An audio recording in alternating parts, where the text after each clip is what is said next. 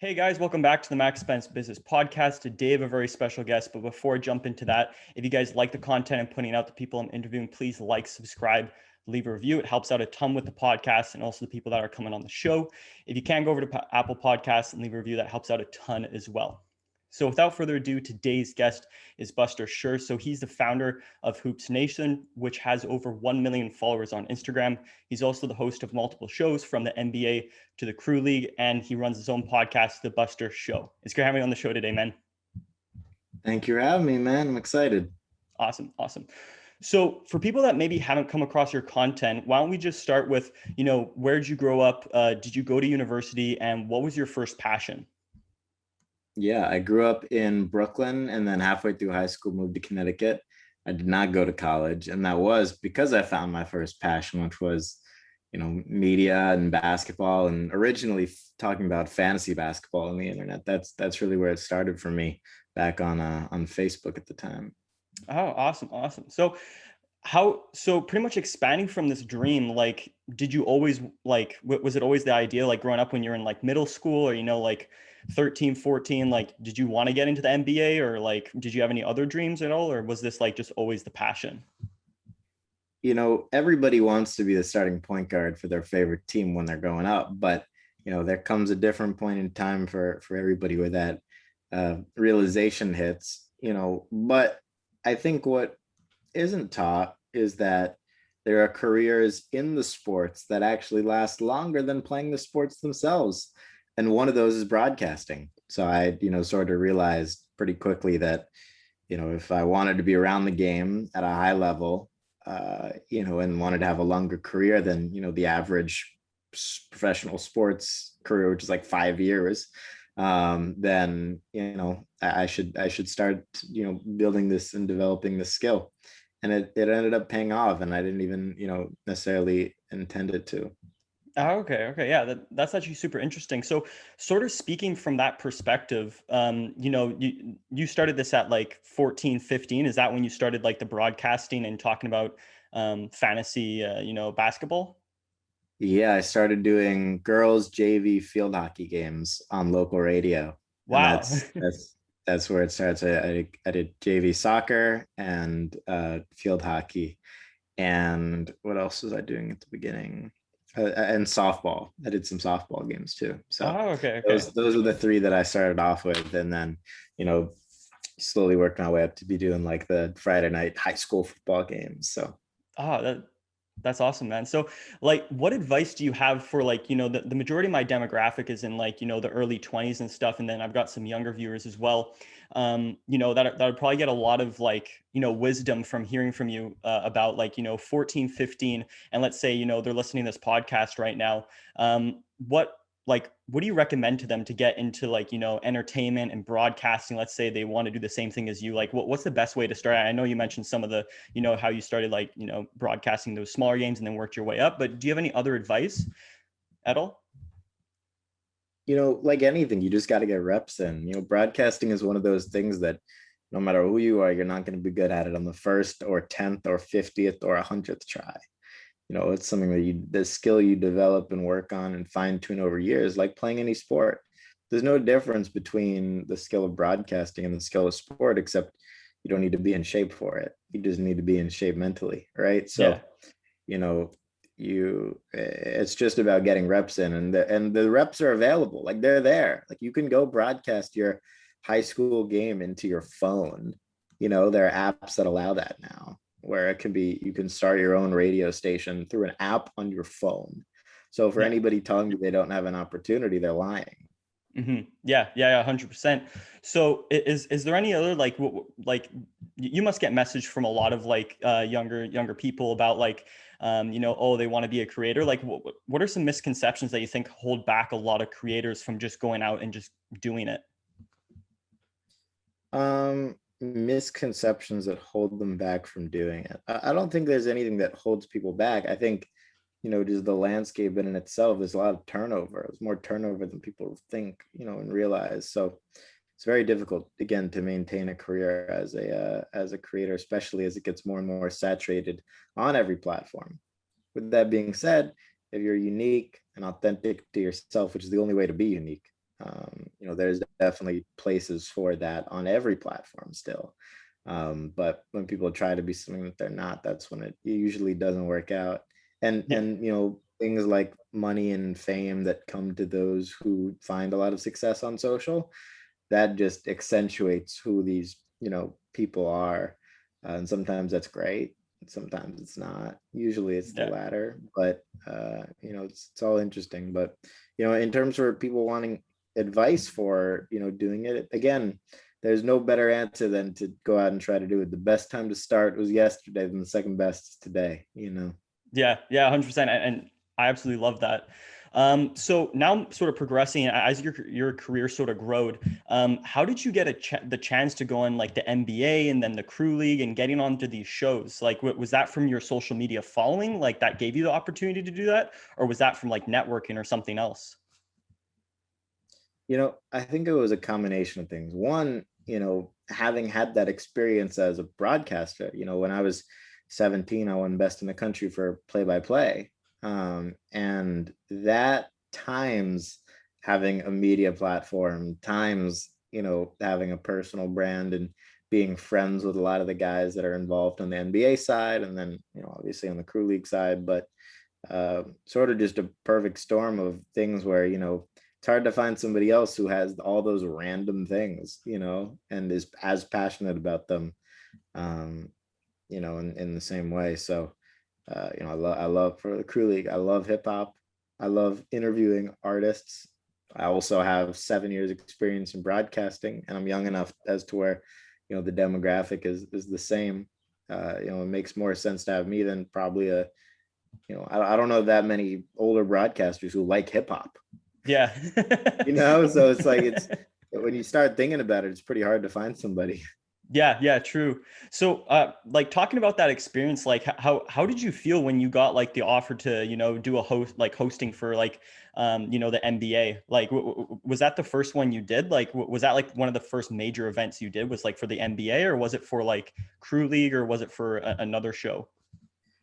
So many companies. The first show I ever hosted was for a company called Overtime, and they had 7 employees at the time. They were raising their Series A, like a couple $100,000. And since then, Jeff Bezos, Drake have all invested, and they're a 300-person company. And I was originally there helping them build, their first few thousand followers on Instagram.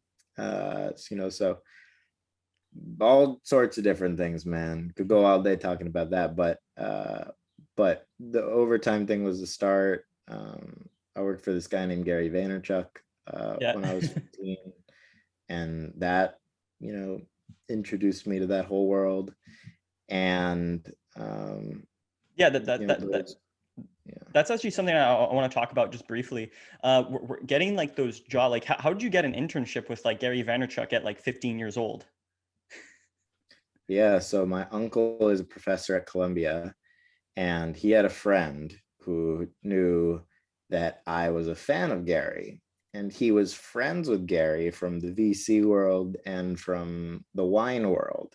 So he then found out that Gary was going to come speak at his class one day and asked if I wanted to come listen.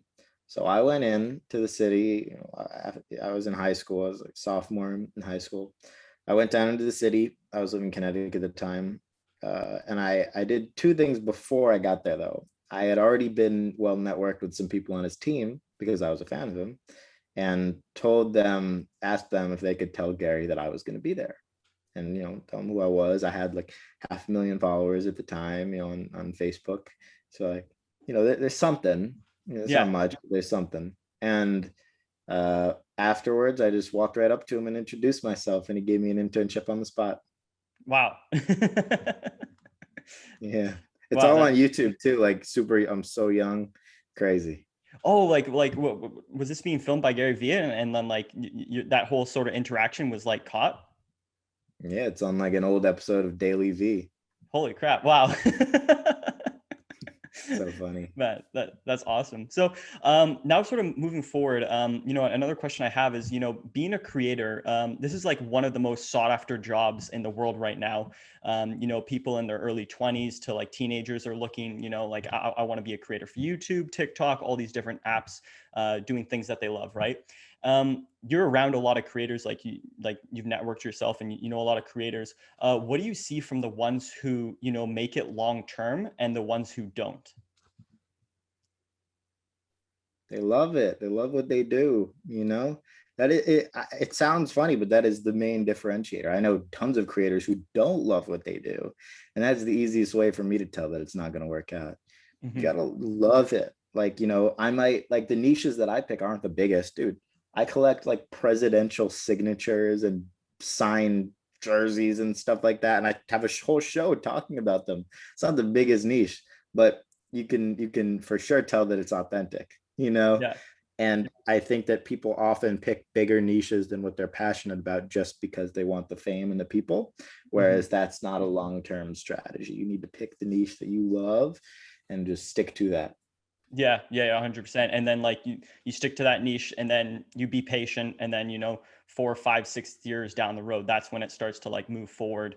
And that's sort of what's happened to you, right? Like people might look at you and be like, oh, this guy's 20, this is an over, you know, you're an overnight success, but you've been doing this since you were 14 years old from like high school. Yeah, man. It's so like the thing with me, man, it's very, very steady. Like I have never had a crazy moment or anything like that ever.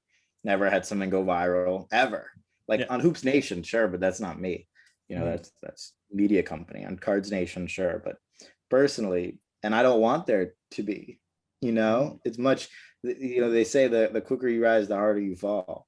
Shoot, I'm good at rising slowly. You know, as should everybody else be. You know. Yeah, yeah, yeah. I absolutely love that, and that like I like. It's actually pretty funny because like you're sort of like your idealism and how you sort of speak is like very similar to sort of like I don't know if this is true or not, but just like from what I've got so far, it's like it's similar to like Gary Vee's sort of style of just like loving the process and loving your game, and not being, you know, not being over focused on the results of the, you know, trying to get a viral video every single video, and if it doesn't happen, then you're, you know, you're mentally depressed and you're anxious and you're all this other stuff, right? So I absolutely love that's what you're sort of talking about and preaching. Learned a lot from him.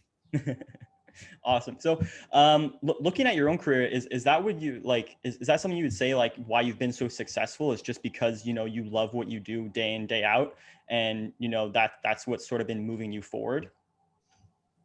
Yeah, you know, I think generally speaking, I'm a pretty lazy person, but the reason why it doesn't look like I'm, or the reason why I'm able to do what I do while being a super lazy person is because this is the stuff that I would do in my free time. Hmm. So I'm a lazy person when it comes to like, you know, doing the stuff that I don't like, but I just naturally do the stuff that I like, and then other people call it work. Yeah. Yeah, Yeah. true. So, you know, for new creators in today's sort of environment, what advice do you have for them to, you know, what should they be focusing on to like help build their brand and expand their brand and, you know, get more awareness for, you know, let's say if they're niche or whatever type of videos that they're putting out, like what do you think they should be focusing on when they're creating their content? You know, if I were just starting, I would just spend all my time making the content as good as possible, as evergreen as possible, and then putting it out on every platform, you know. But you know, I'd care a lot about it being good and, you know, culturally appropriate and things like that, because you don't want to be overexposed before you're ready. And, Yeah. you know, that's something I see happen. Dude, these TikTok kids, man, you know, imagine being 35 and having to look back on that. It's almost like being the star of a children's TV show, you Mhm. know, and that stuff's out there forever. And if you have millions of followers doing that, it's very, very difficult to convert your brand, you know, and Mhm. being something more mature, you know. So those are just the things that I would think about. Long-term vision, it's always a good thing, and allows you to be much more at peace, which is always good too. Yeah, yeah, yeah, 100%. So now sort of moving forward again, you know, like how, like I know you mentioned that you sort of love what you do, so that helps with being consistent. But talking about like, let's say days you don't feel like, working, or, everybody hits those periods where it's just like, you get empathetic and you don't really feel like doing anything. What do you sort of do on those days? And I've sort of heard different responses from other entrepreneurs, but I'm always interested to ask that question, sort of see like what your own personal response is. You know, I I'm weird because I love what I do so much. There are certain things that I don't like. Like I'll take days off from editing and things like that, but podcasting and doing things like that, I literally love talking to people so much that I'll never say no. But in terms of the other stuff, yeah, you gotta take time off. Hang out with people, just take days here and there. This past Tuesday, took it totally off. I did nothing. It was great.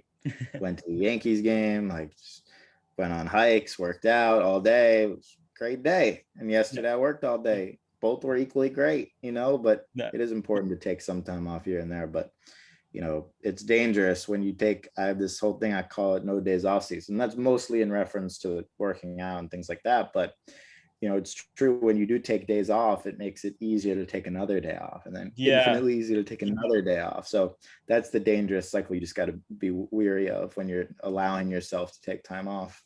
Yeah, 100%. And that's like, that's something I can relate to heavy, like, with like weight training, or other things like that, or like with content. It's like you take that one day off, and then it's like, it's harder to get back into the routine instead of just like consistently just always doing a little bit every single day.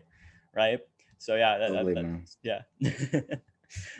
So now talking about like, the whole content creation scene, where do you think it's going in the future? Like, where do you see content creators going? Like, do you think there's going to be a lot more content creators starting like, their own company and sort of merging that together with their brand? I know like some of the bigger content creators are doing it, but it sort of seems like the majority of that is around like, more brandable stuff, right? Like you're seeing a lot of them doing like, let's say merch or coffee or energy drinks or something like that. There's not many that are like, let's say, I haven't seen many personally that are starting like, let's say, a tech startup, or, something of that nature. Like, and where do you sort of see like, the idea of a content creator going in the future?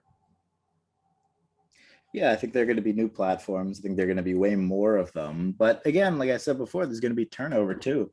Like we're going to see retired content creators in the next few years if we haven't already.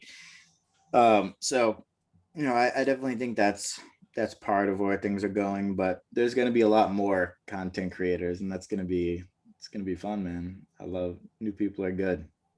Yeah, 100%. So talking about that, like with like, I saw one of your posts that you were talking about, the average timeline for like, the average span of like a content creators is shorter than I think like the NFL, or maybe it was the basketball league. I saw that Mm. and I was like, wow, that's absolutely crazy. Because like the majority of content I sort of see a lot is like, Logan Paul, and Jake Paul, and David Dobrik, and like PewDiePie, and these other people that they've sort of stayed at the top because they're always consistently creating.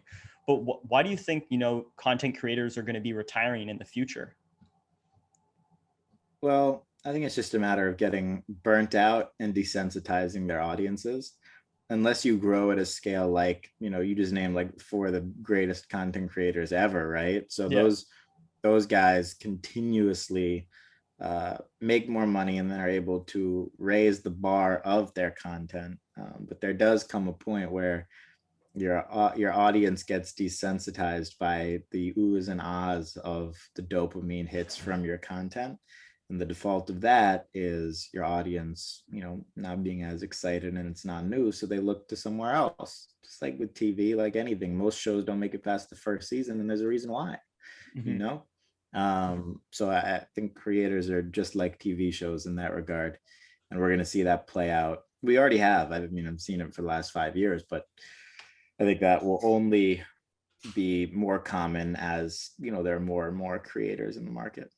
Yeah, 100%. And actually talking about those four creators like that I mentioned there, what, like, I know that you said like they have more money, so they're always able to raise the bar, but why do you sort of think that they're able to sort of stay on top and just like sort of keep their brand and their following and can continually able to grow, right? Because like if it just came down to like a money fact, like, you know, somebody could back a content creator with like a fund or something and, you know, do the most ridiculous content in the world, right? With like, you know, let's say if they raise like, you know, a few $1 million or whatever to start producing content.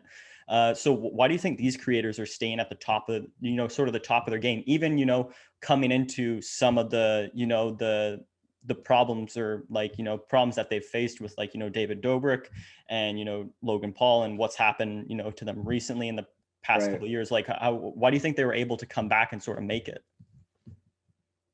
You know, Logan is the most special. You know, he was able to pivot into other industries, and he has such a crazy work ethic, and he's such a good dude that, you know, he's able to do anything, fight Floyd Mayweather, anything is possible, you know. But yeah, all those guys are just so talented. So it was the combination of things, you know. You can't, money never supplements for talent, you know. Uh so those guys had it all, and I think that's just why. But those are, you know, out of the 200,000, I'm sure, creators out there, those are the four of the top 20, you know. Yeah. So it's not, there's a very small percentage of people who are able to do what they're doing, and everybody Yeah. else tries. But yeah, they're great. Yeah, yeah, yeah, 100%. So now I know we're coming to the end here. I sort of want to do a bit like something that I've seen that's sort of cool was like, you know, the underrated, overrated thing. And I saw that from Gary Vee and I've seen that from you. So what do you think is something that is underrated of being in your 20s and what is overrated of being in your 20s? um you know, it's tough to make a blanket statement, but I generally think that partying in your 20s is overrated. And traveling is underrated. Okay.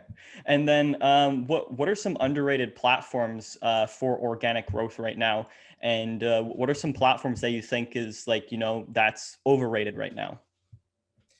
LinkedIn, TikTok, and YouTube are underrated. Overrated are Instagram, Twitter. Yeah.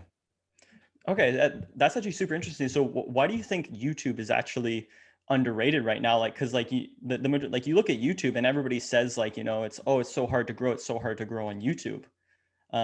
What's your thinking around that of being like an underrated platform? Like, where do you sort of see YouTube going? Right. The people who are growing on YouTube don't say it's difficult. That's true. You know, it's all just a matter of perspective. All the algorithms are the same. You make content that people want to watch, they'll serve it to people. They're incentivized to do so based on the advertisers that pay them. So if you can make content that people watch, if your video gets 80% watch time and you're not getting more views, I'll pay you, because it doesn't happen. It Yeah. does not happen. It doesn't exist. So, you know, people can complain about it, but if you get people to watch your full videos, you will see the rewards add up. And same is true for TikTok. It's just shorter versions of it, and people are able to do it without trying really hard, which obviously everybody, including myself, is a very lazy person. So I can speak on behalf of lazy people. You know, it's much easier. Yeah. And now going to you know, what are some creators that you see that are sort of underrated for what they're putting out, and then some creators that you think are overrated for what they're putting out? Sure, I'll never put somebody down. Oh well, So I mean, yes. Sorry, not like that. Yeah, I'll rephrase like that question. Like, so what do you think are some creators that are sort of like, you know, should be, you know, be getting more views, or you think that, you know, they're doing a really good job, but you know, they're not getting the views that you think they should be getting, or that are on you the know, come up? yeah, the most underrated channel in my opinion is these dudes Khan and Samir. They put out like entrepreneurial slash business content, YouTube creator content. I'm sure you would like them a lot. They're super underrated in my opinion, but they've been growing a lot more lately, but I think they'll be really big one day. Yeah, yeah, actually 100%. I've actually come across their content. I've seen them with like Graham Stefan and like Arac and like a whole bunch of other creators. And I was like, I was actually surprised with like, I thought they were going to be a lot bigger. I was like, their production's on point. Their guests are on point. Like their questions are amazing. I was like, I was really interested to see like, I was like these guys are going to be crazy in the future. Crazy. They're good dudes. Yeah. Awesome. Awesome. So, and now I want to sort of talk about, what was like, from your perspective, what was like your best day in business and what was your worst day in business? And what did you sort of learn from that? Best day in business. It's more never again, never really had like a crazy moment, I think every day is the best day. And, you know, I've yet to have, I mean, I've, had moments, but, nothing that's even memorable, like how fighters prepare for a fight, you got to prepare for life, man, in the sense of, uh, you don't there's no time to reminisce on things that went wrong. There's only, you take it, you learn from it, you train differently, you adjust, and then you move forward. All I can remember are the best things.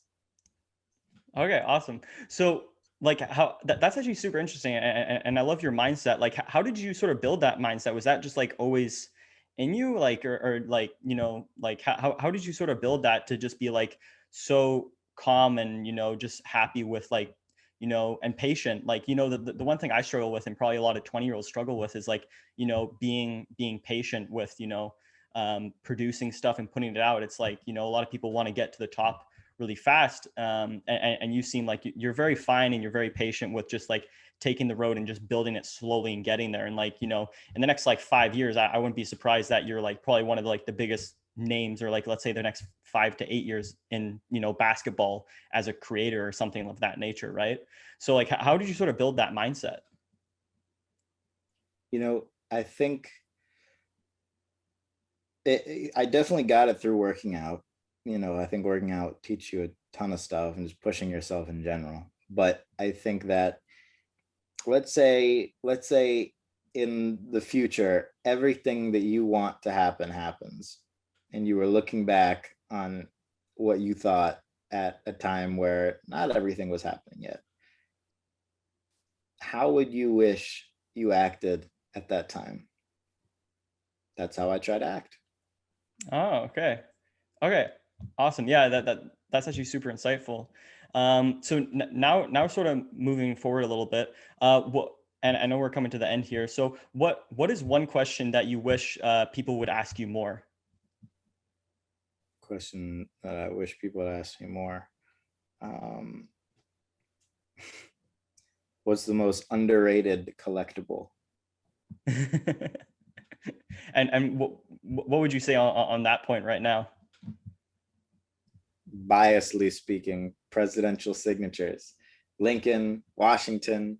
You can buy 5 Abraham Lincoln signatures for the price of one Zion Williamson rookie patch auto card. It's crazy. It's messed up, man. It's messed Wow. up. And what why do you think like that's like that's like I don't know too much about like the collectible space, but like why do you think the presidential signatures are gonna like pop, or that they're underrated right now? I believe in the stuff that should be in a museum. Most people don't realize you can own, full dinosaur fossils. You can own things from George Washington, copies of the Declaration of Independence. There's crazy stuff out there that you can own in your house that should be in museums. And I think those are the things that really, stand the test of time. Yeah, true, 100%. But yeah, awesome. Actually, I just had one more question that just popped into my head here. So on the whole NFT space, are you currently in that at all? And what like how have you sort of seen that space over the past, like let's say 2 years, 2 3 years? Yeah, so I'm an advisor for an NFT platform called Eternity, and we launched celebrity NFTs. So we've done Tony Hawk, we've done Muhammad Ali through his foundation, Pele. We've done stuff with Space Force and launched, nautical. We've done everything, but I'm excited for all the drops in the future. And that's been super fun. I just got introduced to the space last year, so I haven't been in it for 2 or 3 years, but I'm happy that I ended up working with a good company like Eternity, and it's been super exciting. Mr. Beast is involved Wow. in our platform, so got some good people, and I'm excited to see where it goes. Wow, that's incredible. And is the NFTs like sort of reacting to being like similar to like the like physical collectibles, or are you seeing them like act in like sort of a different way with like, you know, how people, you know, is like how their perception of it is? You know, they can. It's just all a matter of utility. Like, what does this NFT do? Does it get you access to something? Does it get you something in the real world? Or is it just art? Like, what is it? And the ones that do well are utility based. They get you things.